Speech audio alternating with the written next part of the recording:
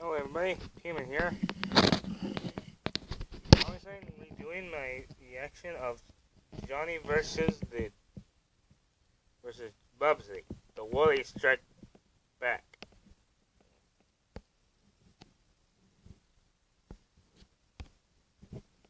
Hey everybody, how's it going? I hope everyone here in the USA had a lovely Thanksgiving. But here's something that should help you empty out your stomachs. What the actual shit?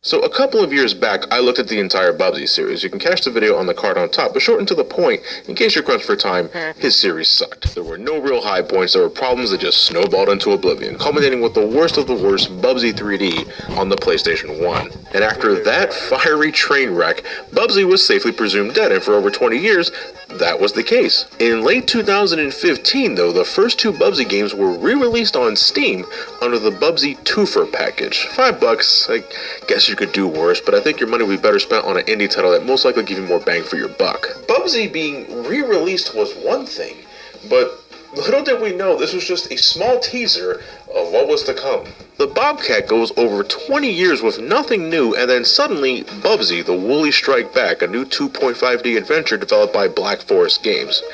Never heard of them until this game, but their previous works included the Guiana Sisters. I've heard of these games at least, never played them, but I didn't hear anything particularly bad about them, but they just kind of exist, you know? I think they were originally supposed to be like the female counterparts to the Super Mario Brothers. Who knows, might be worth looking at later down the road. Surprisingly, this game is still under Accolade, which I honestly thought was a dead company after Bubbsy's initial run, but the logo doesn't lie. Evidently, the brand was revived after they were purchased by Billionsoft, a holding company based in Hong Kong. Clearly, they must have thought Bubbsy's name still had some worth, and you know, given how much internet personalities have utterly trashed Bubbsy throughout the years, yours truly included, maybe they thought there was no such thing as bad publicity and wanted to make a quick buck? That's ballsy if that's the case, but fucking $30! The Twofer compilation, 2 games, was $5, and you're selling the new game for $30?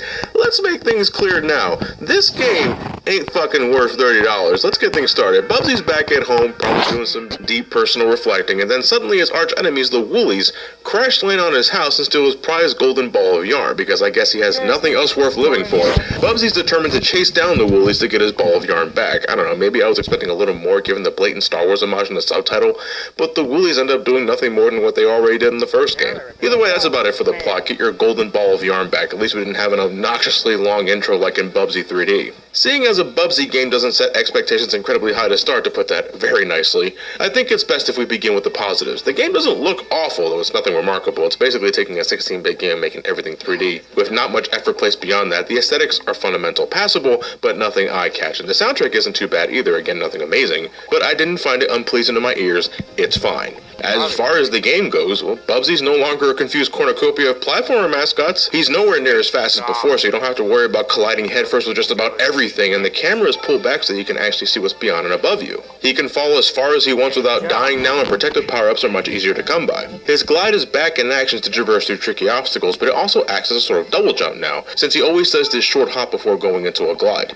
He can jump on Woolies to defeat them, but now he also has a new pounce attack. He flings forward in a set arc that'll damage anything he runs into, whether it's Woolies or cracked walls that may lead to hidden passageways. Yeah, when it comes to control and whatnot, Bubsy's perfectly fine this time around. I didn't have much issue performing simple acts of jumping or climbing walls. Believe me, for the Bubbsy series, that's an achievement. It's just, unfortunately for the Bobcat, the rest of the game doesn't offer much else. The pounce is a neat idea, and one I'm surprised Bubbsy didn't have before, given that, you know, he's a fucking Bobcat, but it's clumsy as hell to hit enemies with it on the ground. Don't bother, you're better off just jumping on them. And despite the added amount of defensive shields, the Bobcat still dies in one goddamn hit. You'll have more than enough extra lives to go around, but was a health bar too much to ask for? Maybe an extra hit? Just one? Largely it's a problem during the handful of boss fights. These already go long enough as is, but with Bubbsy once again being so fragile, it just makes the battles feel even longer. I mentioned the soundtrack being alright, but the sound design is borderline aggravating, and the main source of anguish is, of course, Bubbsy. He just loves to talk, and to be fair, his lines aren't really cringe-inducing. There's even a couple I found sound legitimately funny. How am I gliding?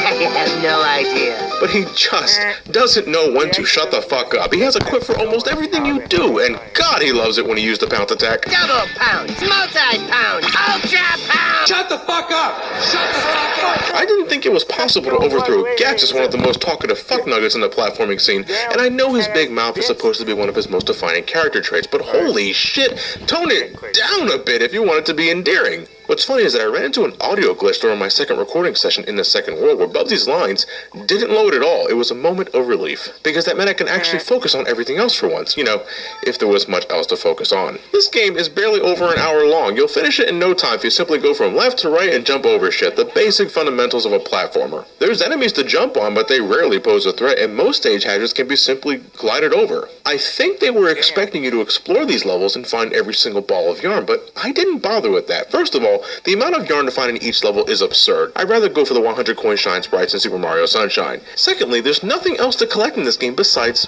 these balls of yarn. If it's not a defensive shield, it's yarn. It doesn't do anything except make a number go up. Every level has these 5 keys scattered throughout the stage, but the only thing they unlock when you grab them all is a vault that contains more yarn. No extra moves, no extra stages, just more yarn. You can try to finish a stage without dying or something like that and check these boxes off this obligatory list, but there's literally nothing much else these levels offer other than, yeah, you get it at this point. As a result, the stages are remarkably unfulfilling to complete. By the third stage, I got tired trying to grab all these yarn balls and decided to just complete the stages as normal as fast as I could. To give the game some credit, I did find it sort of exhilarating trying to speedrun through these stages, but again, because Bubsy dies in one hit, I couldn't get much out of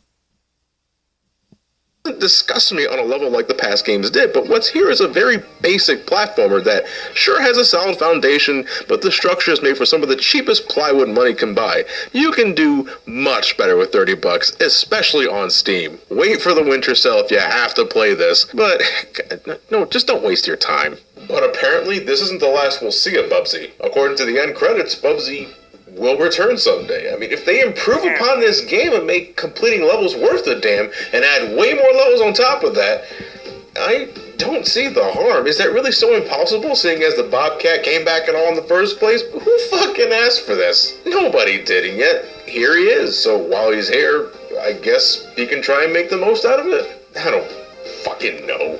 Well, it is the holiday season, and before I head into the Donators Marathon, I got a couple of games left to look at that might make for some decent holiday gifts. Speaking of holiday gifts, this coming weekend, the folks over at Pixel Empire will be having their Black Friday sale. 50% off everything in the store. You should check it out. They got a lot of shit besides just t-shirts. Check the website in the description below and see what they got in store for you for this holiday season.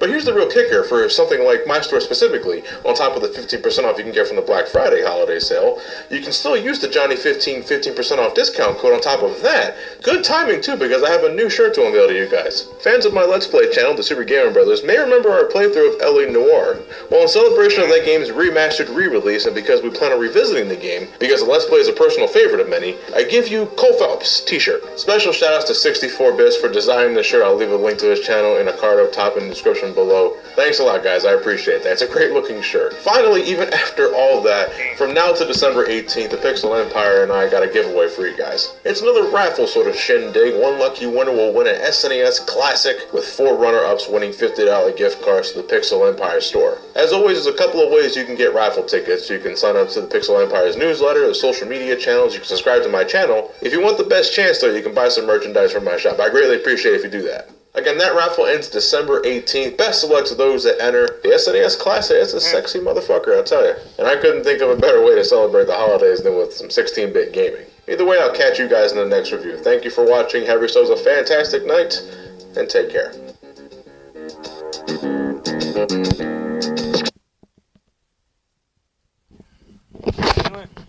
See you guys in the next video.